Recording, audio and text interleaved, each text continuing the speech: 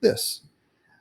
If you look at my address up here, bigideasmathvideos.com. So once you type that in, you get this looking website. So it says Big Ideas Math Videos. This is, of course, our textbook. And they have videos for every single lesson that we have in our textbook. So here's how you bring up our book. You click this down arrow. You come to right here, Common Core Middle School 2017. And right away, I'm sure you're seeing our book. Right here it is, Big Ideas Math, the blue one with the plane on it. That jumps you down to the bottom of the screen. See, it's still up there, but if we come down to the bottom of the screen, you can choose the chapter, the section, and then up to, I think it's 4 videos. Let's look at chapter 6, which is what we're working on now.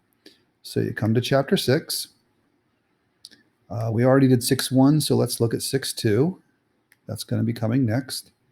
And how many videos do we have? 4 different videos. So let me just randomly pick one here. How about number 2? Okay. And then we hit view. Usually these videos are maybe a minute or 2 long at most. Some of them are even less than a minute. Let me play this one for you real quick. What is the value of y equals negative 2x plus 7 when x equals 2? Let me just jump around here. So he walks through how to do that problem.